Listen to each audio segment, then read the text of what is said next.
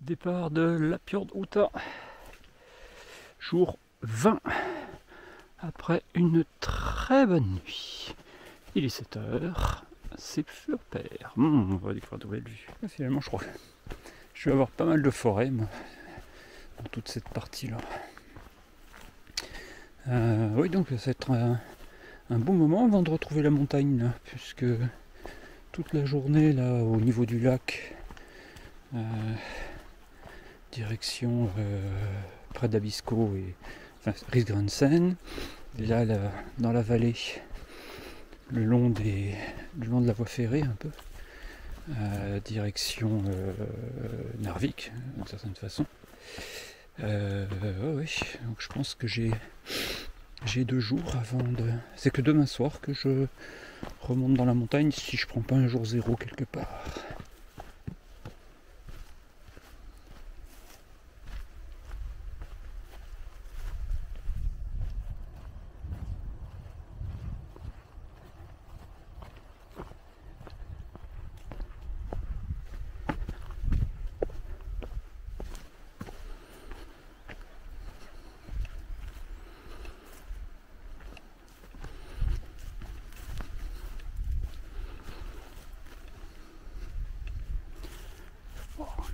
Les eaux sont limpides, splendide.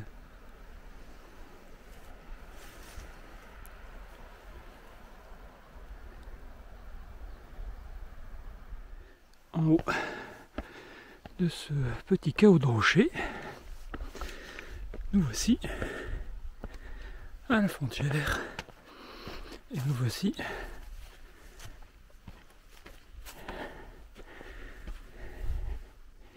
ding, juste sur cette ligne, me voici passé en Suède. Vous sentez le changement?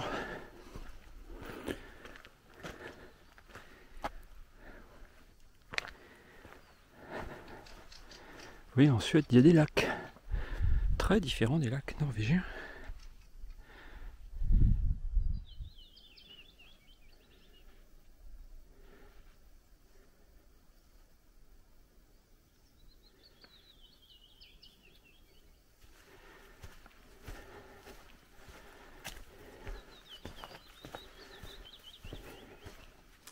J'arrive au niveau du lac et je dois plus être loin du refuge suédois de Palnöstugan.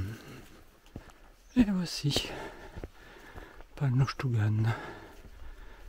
Alors, je sais pas comment ça fonctionne ici. Je vais juste laisser un mot dans le registre. Superbe rencontre avec Tino dans ce petit refuge suédois. Je l'ai réveillé, bon je l'ai réveillé 10 minutes avant son réveil. Et Tino maintenant il marche à temps plein. Donc il est parti d'Oslo, il remonte vers le Cap Nord, donc il marche le Norgepalangs sans savoir qu'il existait. Mais depuis le North Cape, il poursuivra jusqu'à Helsinki encore, etc., etc. Donc on est resté, on a partagé un café, on a tchatché. C'est vraiment très très sympa. Belle rencontre. Tino, j'espère te retrouver, que tu me donnes de tes nouvelles. Je t'ai laissé mon Instagram. Recontacte-moi. Salut.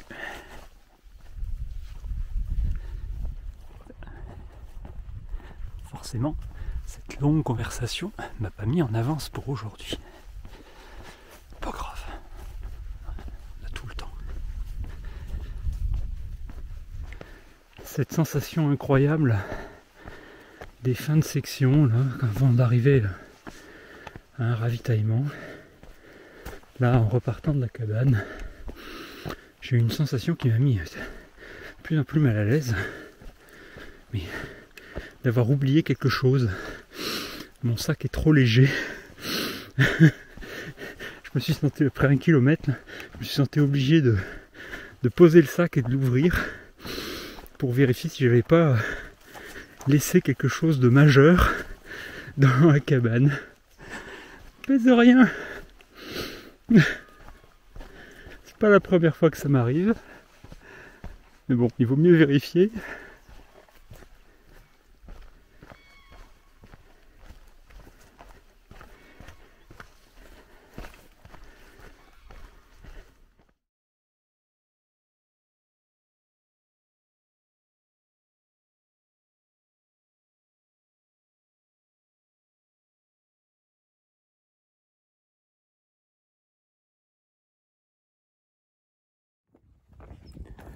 C'est vrai que le nombre de pontons sur ces chemins suédois permet de sérieusement augmenter la vitesse. Là où en Norvège je serais à du 3,5 km/h, là je fais du 4,5. Ça permet de sérieusement accélérer les étapes.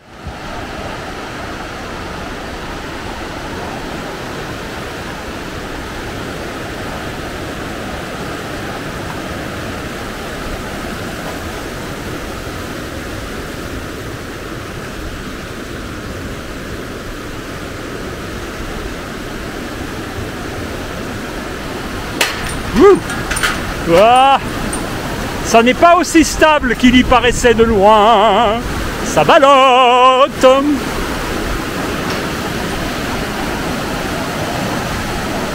Les zou. Les zou.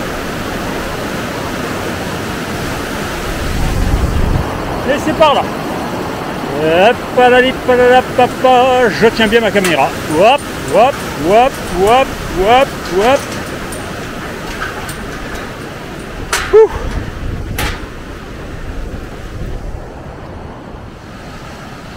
Bel ouvrage.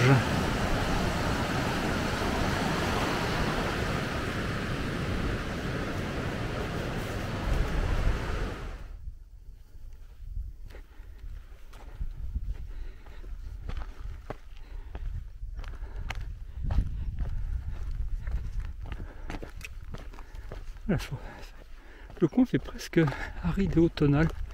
Je crois qu'il y a un genre de... Ce qui s'attaque au boulot là, je pense que ça va être ça devrait être une chenille. C'est peut-être des petites chenilles vertes là que je trouve régulièrement partout là sur mes affaires. Espèce invasive probablement, parce que je pense que c'est ça qui fait autant de dégâts au boulot. Faut que je me renseigne, vérifier si cette observation est la bonne.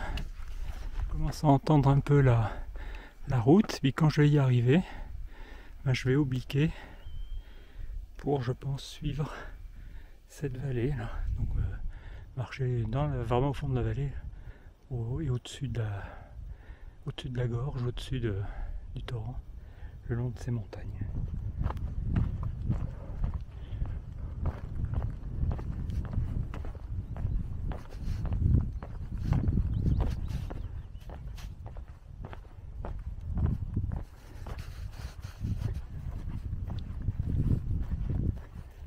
La route, bon, je pense que le bruit de la circulation va m'accompagner le reste de la journée, mais bon, je pense qu'il n'y a rien de bien terrible.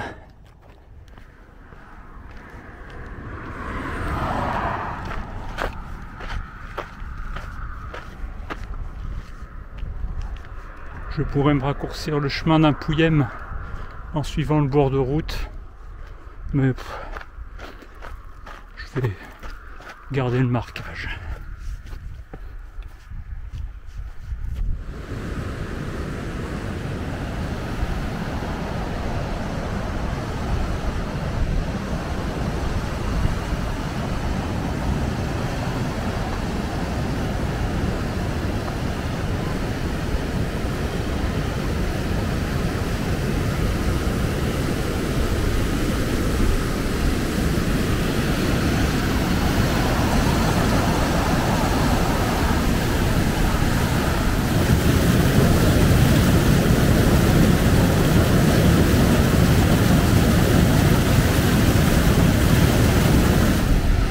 attiré par l'idée de l'eau, j'avais besoin de refaire le plein, c'est fait, et par le pont, le confort d'un pont, bah je regarde pas ma carte, je suis arrivé de là, et mon itinéraire, il est ici.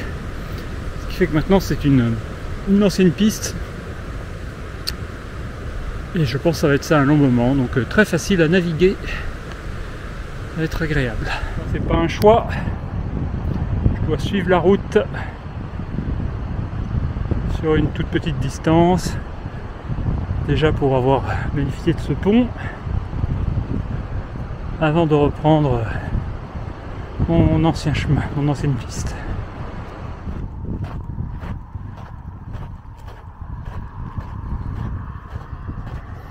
Voilà, c'est ici que je quitte la route.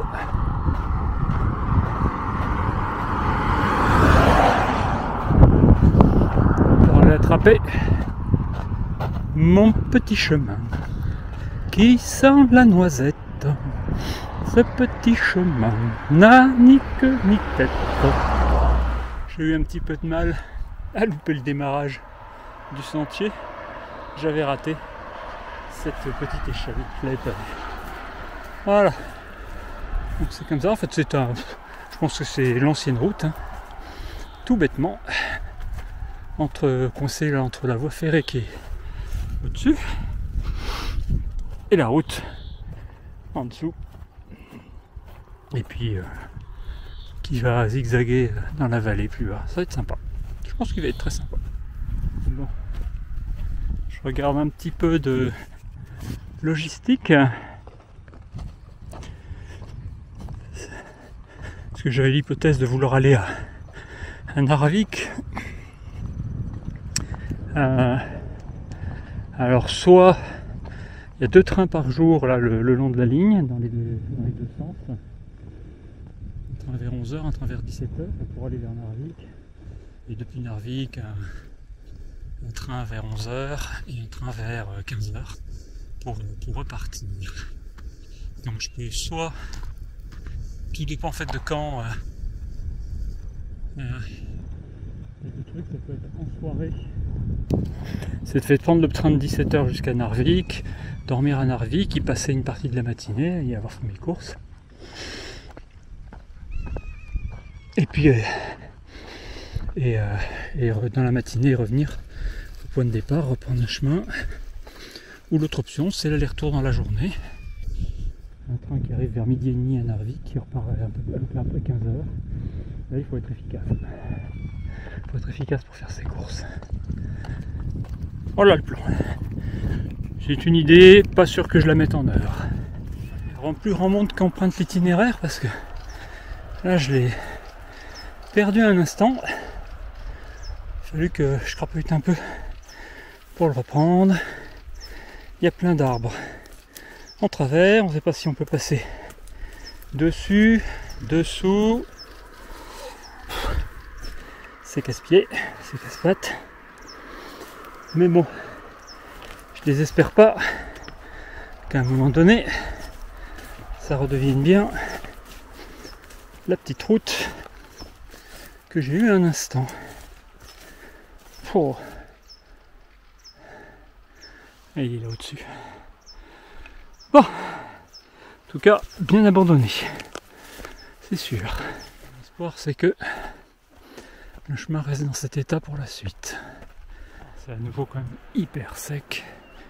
Et les bouleaux grillés et bouffés par... visiblement bouffés par des chenilles. Oh. De l'habitat, visiblement abandonné. Un genre de gamou là d'ailleurs. Et là j'ai un petit doute. Je pense que la voie initiale devait être tracée tout droit là. Mais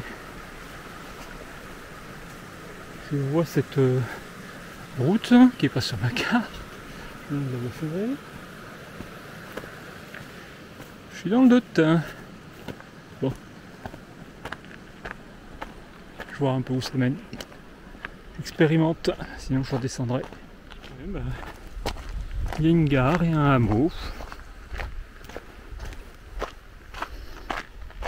bout de route redescend et je vais reprendre mon chemin sur la gauche, à moins que ce soit carrément la route. Entre la carte et le terrain, parfois il y a des surprises. C'est bien ça, j'ai une bonne portion de piste.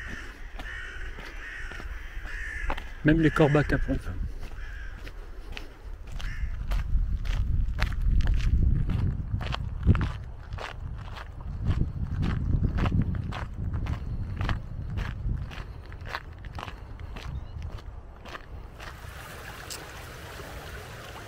Faut avoir confiance. Passera, passera pas. Il n'a pas craqué. Ouais. Dommage parce que je pense qu'il y a vraiment eu un soin vraiment à aménager ce sentier à une époque. J'ai même vu un endroit, une petite échelle qui permettait d'aller à un petit abri qui faisait une pause pique-nique à l'abri de la pluie avec de la vue super bien. Mais tout était en ruine quoi. C'est vraiment abandonné depuis longtemps. Mais ça a dû être un joli sentier. Bon, je vais avec. Alors voilà deux de ces cabanons. Ben, je crois que l'occasion fait le larron. Je vais faire ma pause.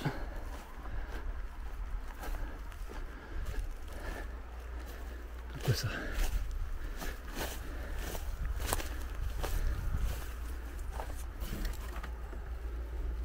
Ça, c'est des chiottes, que ça a été.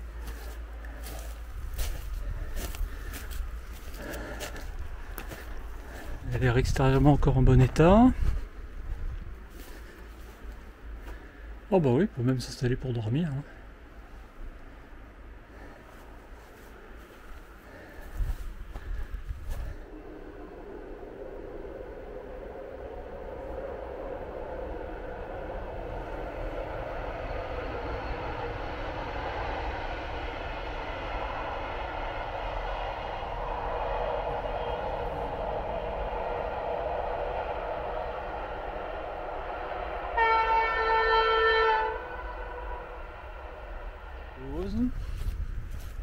Et me voilà reparti sur ce vieux sentier des mineurs, je crois. Et un sac incroyablement léger. Je crois que j'ai quasiment tout, j'ai presque tout fini. Il me reste 3 fruits secs qui se courent après. Ouh. Le sac ne pèse plus rien. Et encore, il doit y avoir un demi-kilo de poubelle.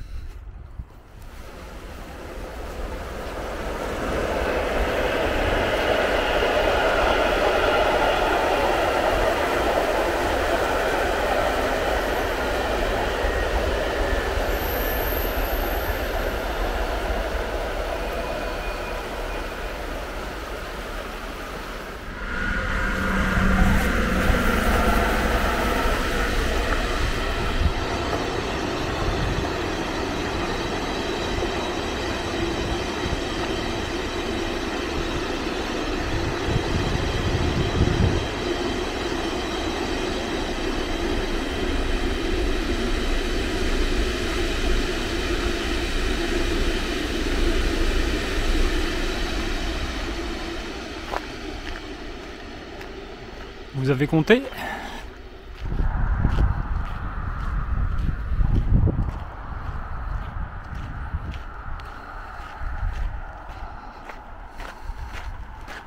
Et un petit retour sur la route principale. Décidément, aucune continuité dans cet itinéraire. J'aurais pas dû redescendre sur la route principale tout de suite. Il y avait un moment à peine plus loin, mais parfois on comprend pas.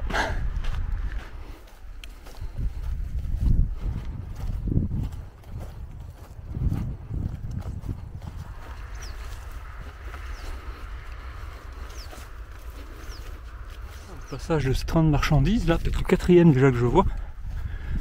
Oh, il y a un wagon qui a fait un gros bruit. Le train a freiné après, s'est arrêté. Il vient a priori de réenclencher un peu les systèmes, faire des bruits de malade là. Redémarre tout doux.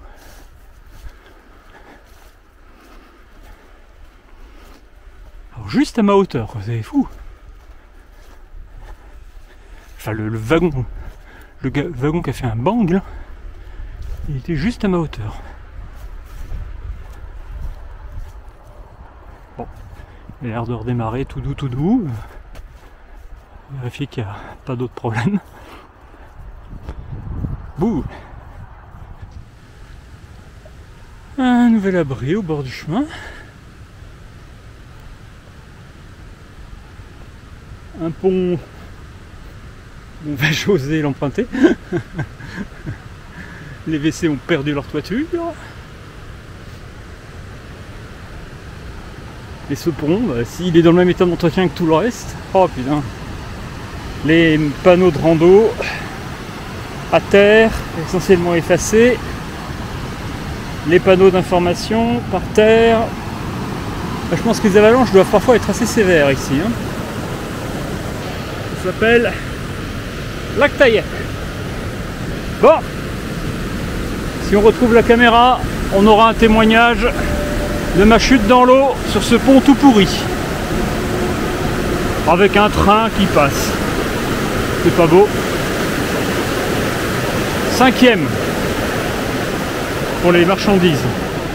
Et au moins 2 passagers. C'est complètement fou. Donc ils vont vers Narvik. Sur les trains qui vont vers Narvik, chargés de minerais de fer. La fameuse route du fer.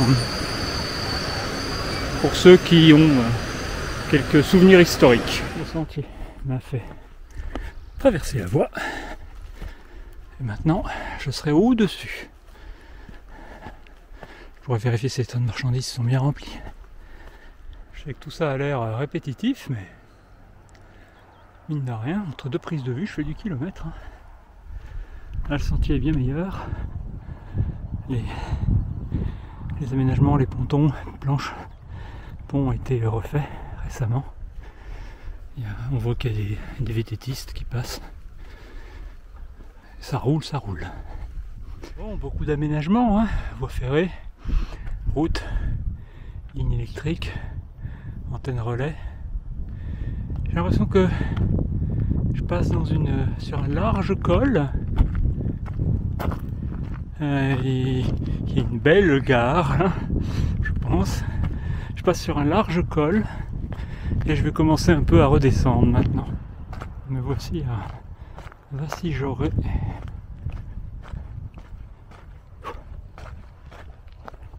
Je fais un arrêt rapide, je vais serrer un peu les chaussures parce que si maintenant c'est que de la piste, oh, ça va faire mal.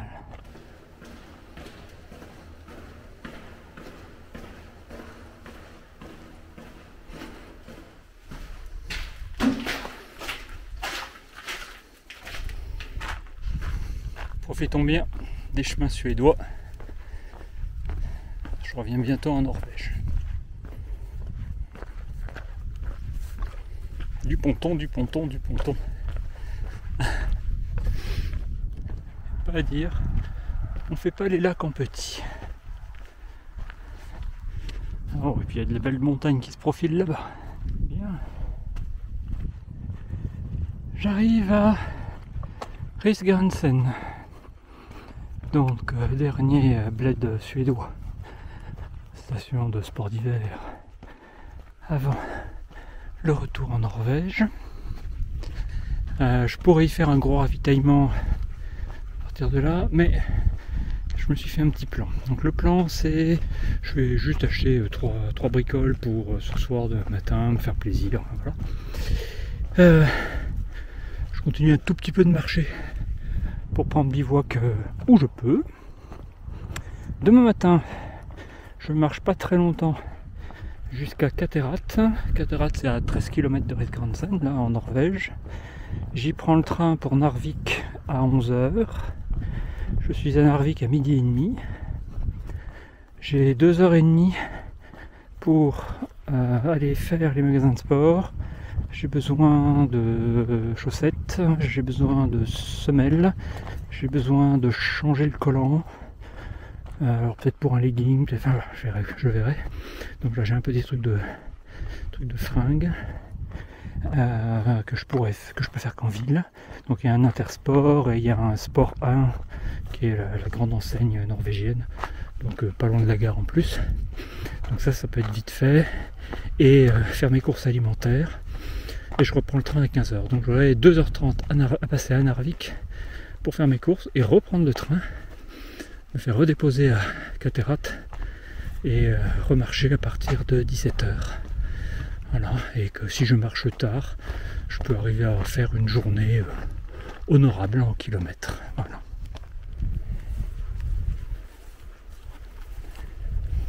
Ça sent bon. Toutes les fleurs sentent bon là. C'est odorant.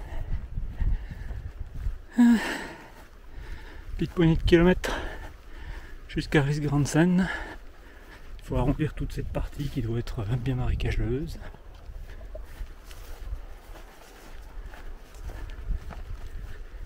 Autant ce Rallarveg, la route du rail en fait, était à l'abandon dans ses premiers kilomètres. Hein. Partie est vraiment dans un état assez attristant. Autant plus on s'approche de Riksgränsen, plus c'est un boulevard super joli, bucolique, des vues formidables. Et on se fout que la route soit pas très loin ou que les trains soient pas très loin. C'est vraiment superbe. Comme par exemple ceci.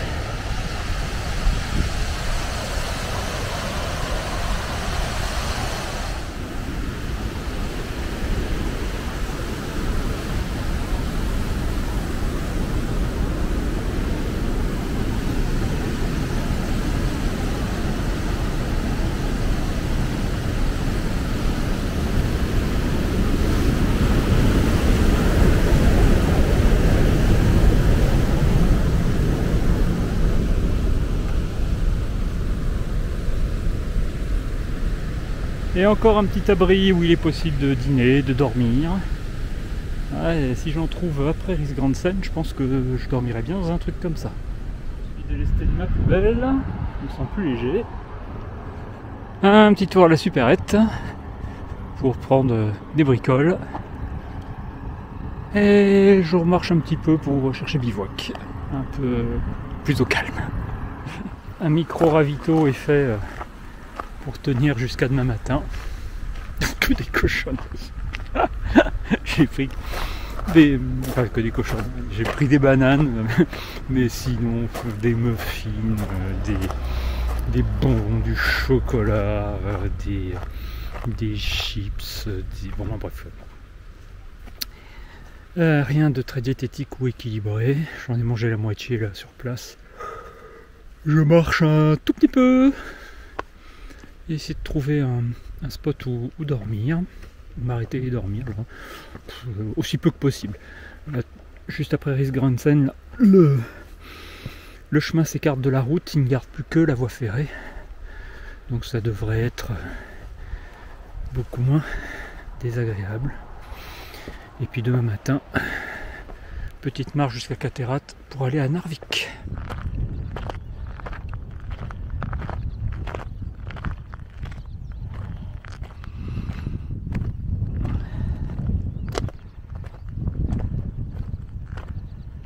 Alors je pense que chemin dans l'eau, on va se retrouver par ici. Et ping, je suis de retour en Norvège.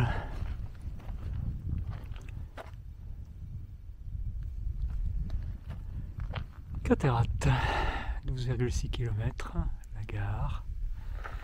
Pour aller à Narvik en train demain. Un truc que j'avais pas anticipé, c'est que la zone est blindée de chalets. Une petite maison de vacances. Ça va pas être si évident que ça de trouver du bivouac. Je sais que oui, c'était Agnieszka Gebra qui avait dormi dans la petite gare de Björnfjeld. Peut-être que je vais peut-être faire pareil, à savoir. Voilà. Donc j'ai fait le plein d'eau à la gare de Björnfjeld. Et maintenant, je repasse sous les voies, rattraper mon chemin et marcher et m'éloigner des zones de cabine pour trouver bivouac. Tchou tchou! Des cabines, partout. Marrant.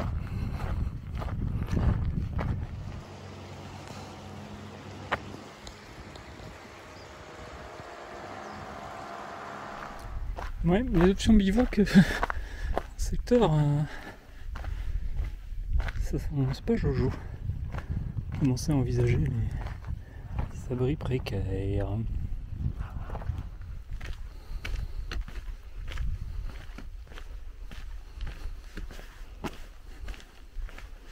Parfois des mauvais trips comme ça, où rien ne se prête au bivouac.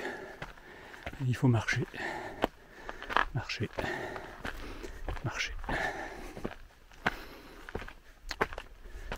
Si j'avais su que j'en aurais pour si long, j'aurais opté pour dormir dans la salle d'attente de la petite gare de Bornfield. J'avais les toilettes à côté, et c'est pas pour le monde qui passe que j'aurais été dérangé. Il suffit de changer de paradigme. Je cesse de chercher un endroit où planter la tente. Je vais juste dormir à la belle étoile. La belle étoile, l'unique étoile.